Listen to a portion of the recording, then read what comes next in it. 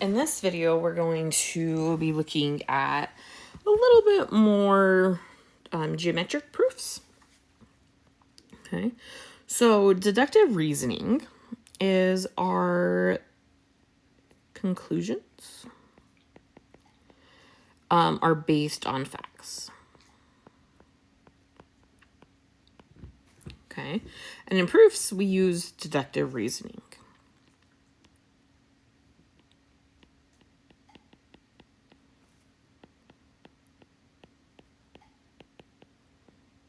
Okay.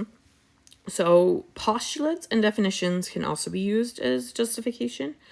Postulates are things that we hold true. Okay. And so I feel like sometimes they're like, oh, well, yeah, that makes sense. Like that should be true. Okay. So we've got a couple here. The first one is that we have XR plus RW equals XW. So in this picture here, right, we have XR, okay, plus RW equals,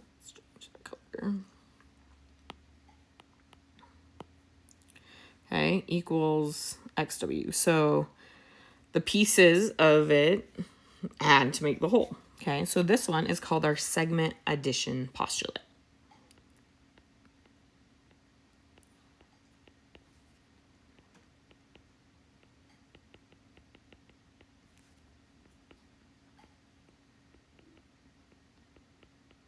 Okay, because the two segments add to make the whole. Okay, the second one, we have the measure of WSQ. So WSQ, so that one. Okay, WSQ plus QST. So QST is right there. Okay, so those two angles make up WST. So W to S to T. So this one, right, I'm adding two angles to make the whole, is our angle addition postulate.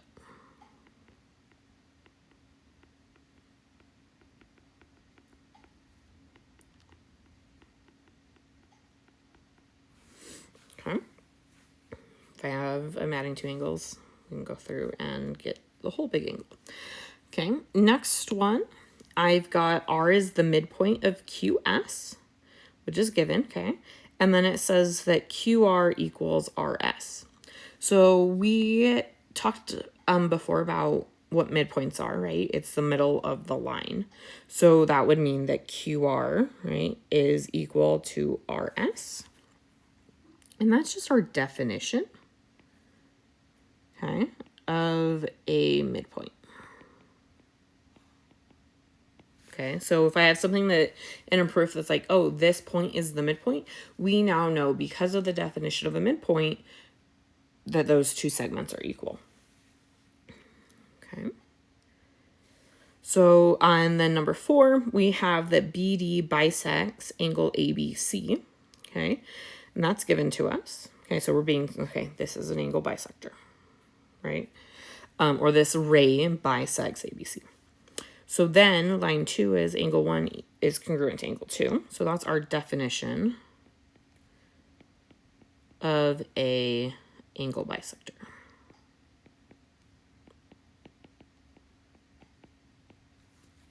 Okay, so we've got our segment addition postulate, our angle addition postulate, our definition of midpoint, definition of an angle bisector. Okay, so those are all things that can be used in proofs.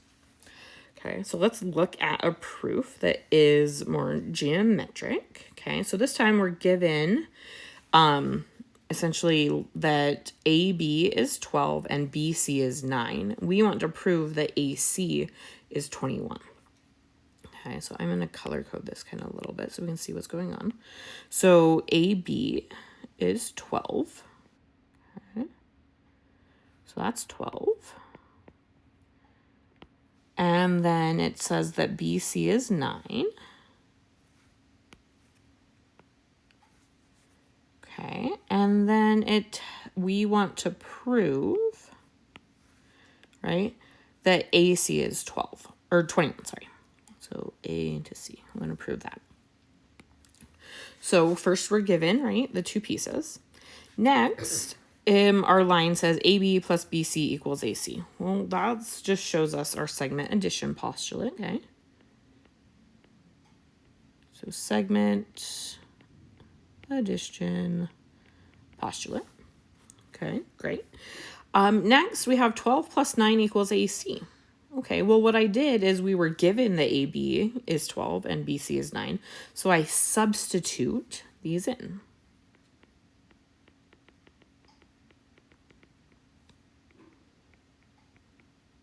Okay, so that's my substitution property of equality. Okay, next we get 21 equals AC. Well, I just simplified there. I didn't move anything on either side of the equals. Okay, so that's just simplify.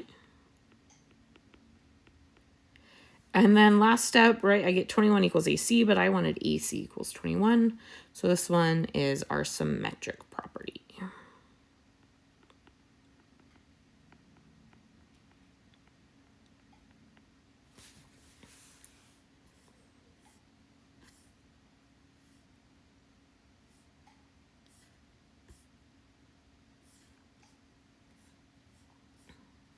Okay, going to skip number 6. We're going to now look at number 7. Number 7 says that line AB is congruent to line RT, which is given. And then my next statement is that AB equals RT. Okay. This is another definition, okay, of congruent segments, right? When I say something's congruent, that means they're the same size, same shape. So if two lines are the same or congruent, then that means they're the same length. So that's what that AB is saying. So that's our definition of congruent segments.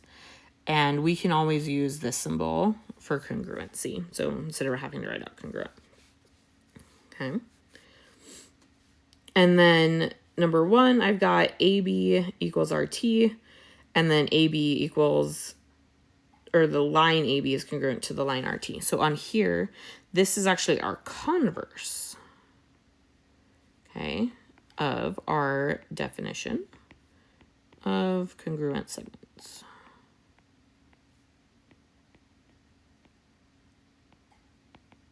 Okay, because I'm using it the opposite direction. Okay, you are going to go through and you're going to be doing 9 and 10. Okay, and then you'll be answering a couple more questions as well.